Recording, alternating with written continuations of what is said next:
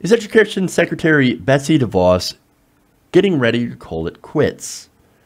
Now, Betsy DeVos, of course, you guys know, is one of the more controversial nominees to serve in government.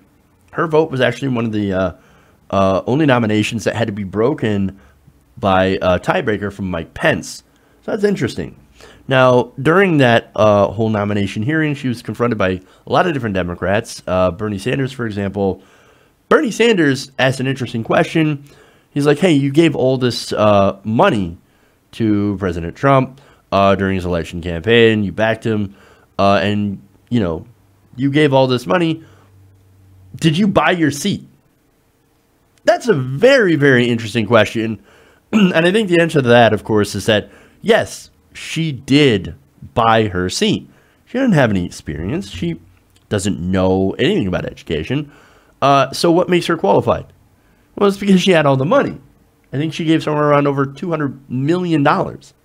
So, not only that, but like I said, she had a lot of pushback on her nomination simply because she was deeply unqualified for the job.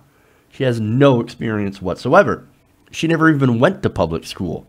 She has no idea what she's talking about. And of course, Al Franken had came out and publicly, famously grilled her about that during her nomination hearing, which revealed how little she actually knew about the very department that she was going to head. Now, that lack of knowledge and that lack of willingness to learn the job is now rebounding back on her. According to certain insiders, Betsy DeVos is not only one of the most ineffective people to ever hold a job, but that they're also saying that she is ready to leave. And because of that, they are planning for a post-DeVos landscape. Now, this is a recent article in Politico. And according to that, DeVos has found herself stymied by the bureaucratic restraints on her job.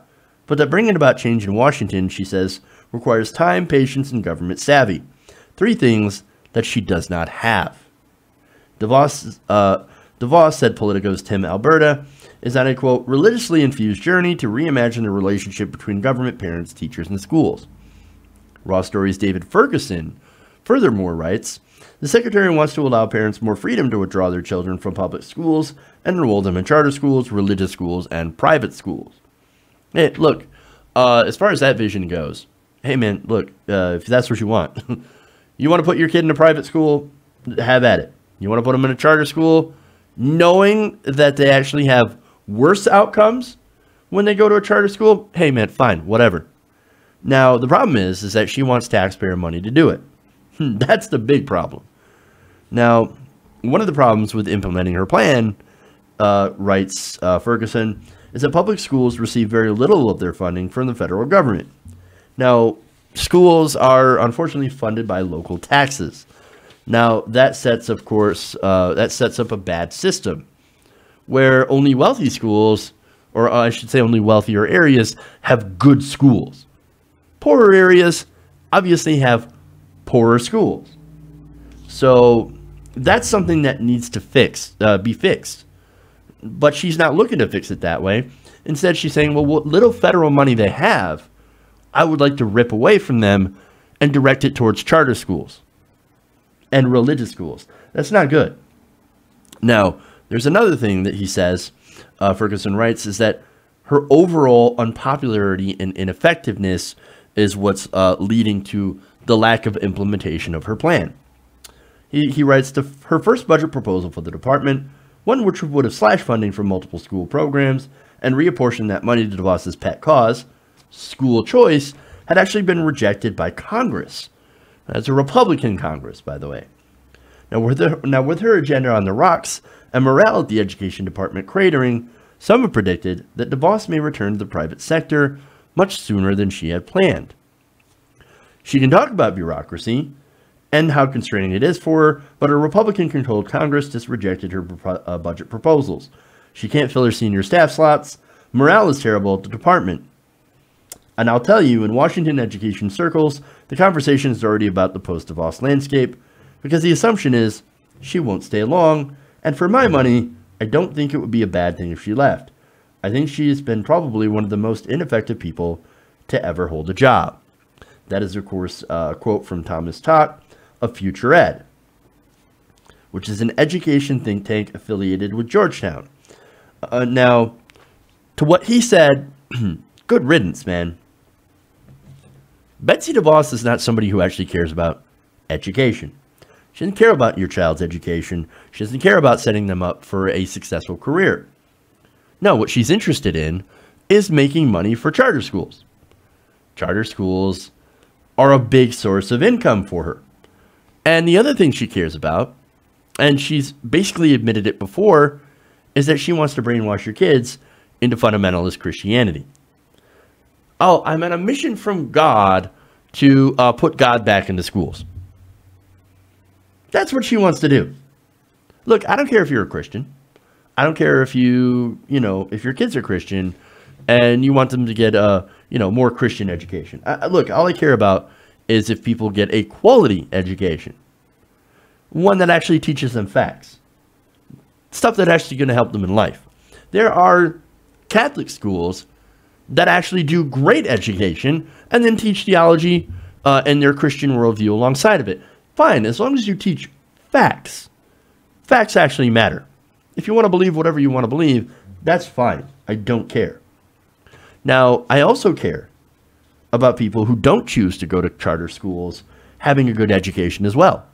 People that are still in the public system. I care about having enough funding for public schools. I'm not okay with private schools who are religious in nature taking public taxpayer money.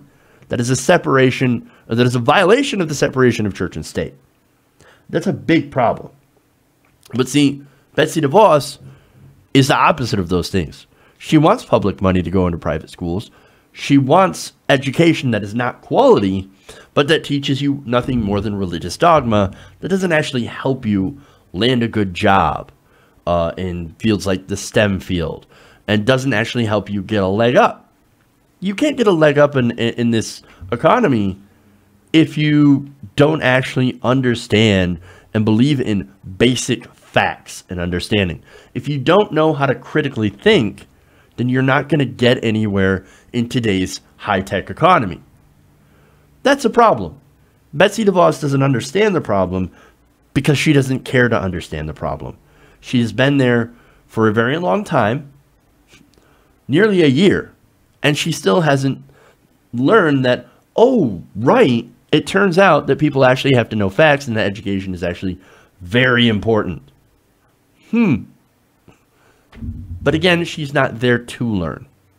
In fact, she got rid of standards that actually tried to help people who are disabled because she couldn't understand them herself.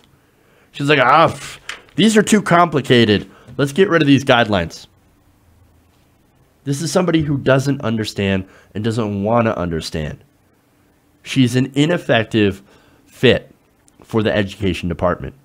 She should not be there. She is incredibly unqualified. And hopefully now that seems to be catching up to her. And hopefully, if this article is correct, then she'll be on her way out. And if that's true, Betsy, don't let the door hit you or the good Lord split you. Bye, Felicia. Hey, everybody. Thanks for watching this video. If you want to see more like this, please hit the subscribe button below. And if you want to support truly independent progressive media, please consider becoming a patron at patreon.com/TYTNation.